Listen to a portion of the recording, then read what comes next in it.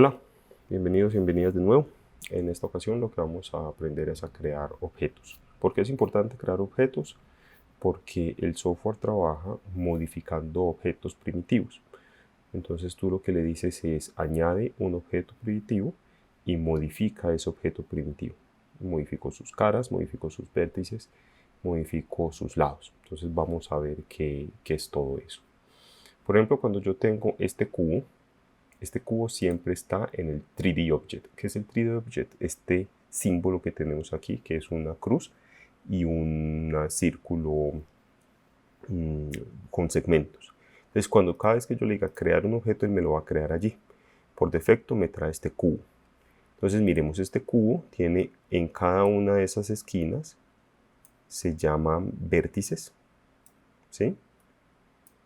Cada una de estas uniones de vértices se llaman caras o polígonos, y la unión de dos vértices se llama un lado, ¿sí? O una arista. Entonces, de nuevo, yo tengo vértices, que son los puntos. La unión de dos vértices me forma una arista, y la unión de tres o más vértices me forma una cara o un polígono. Entonces yo en este momento lo que tengo aquí es un polígono formado por 4 vértices. Muy bien, entonces en ese orden, pues yo lo que hago es generar otras primitivas a partir de esa misma teoría de generación de vértices, aristas y caras.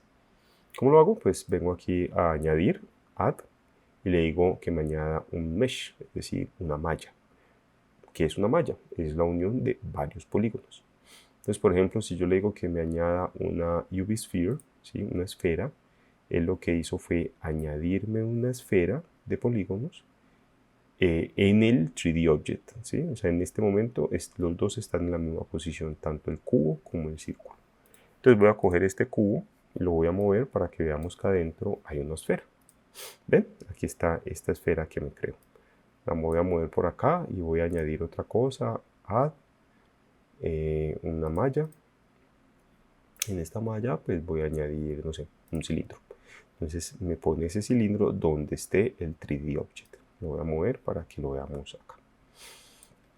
Muy bien. Entonces miren, esta esfera que está acá, está compuesta de múltiples vértices. Los voy a dibujar aquí. Cada uno de esos vértices,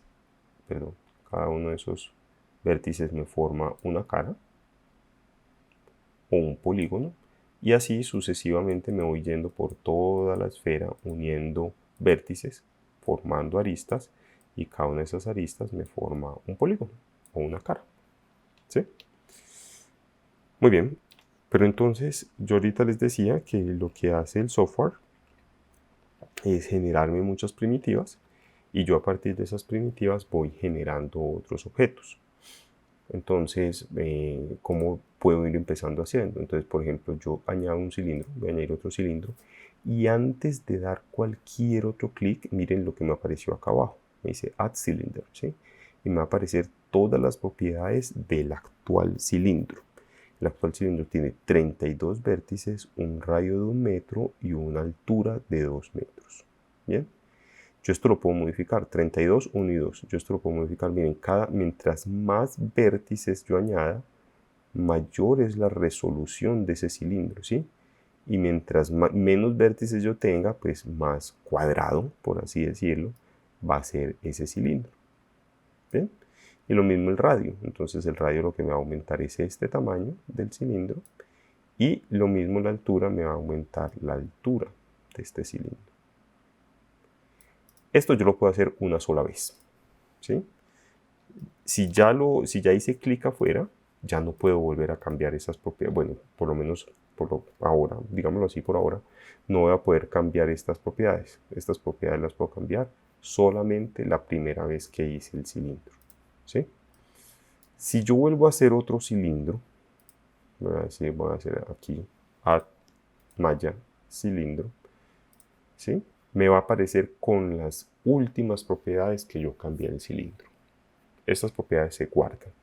siempre me va a quedar las últimas propiedades del cilindro. Entonces, ¿se acuerdan que por defecto era 3, 2, no, perdón, 3, 1 y 2. 32, 1 y 2, ¿sí?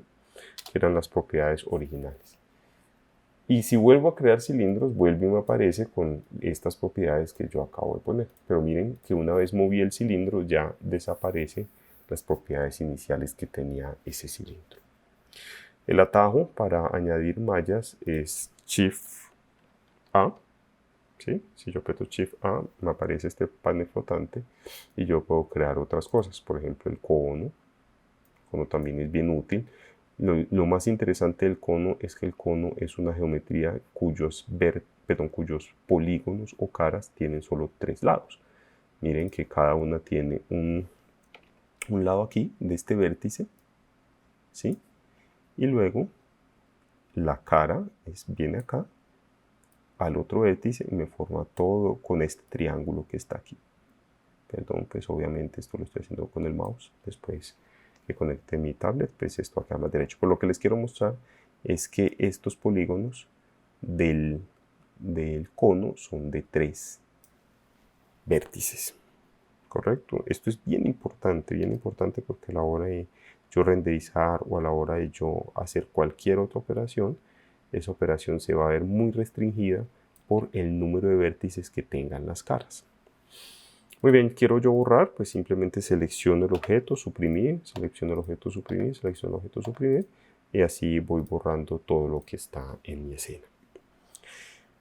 Muy bien, entonces esas son unas mallas iniciales que tiene el software, pero tú puedes añadir otras mallas, ¿sí? Otras como unas mallas especiales que tiene. Tú puedes ir a Preference, Edit, Preference, y aquí en la parte de Add-ons puedes buscar una que se llama Extra Objects, ¿sí? Entonces vamos a buscar aquí Extra. Y hay dos tipos, en malla y en curvas. Entonces, pues en este caso podemos añadir unas mallas extras. Damos clic en salvar, aunque está en autosave, pero bueno, con dar clic en salvar. Entonces yo ya podría añadir otras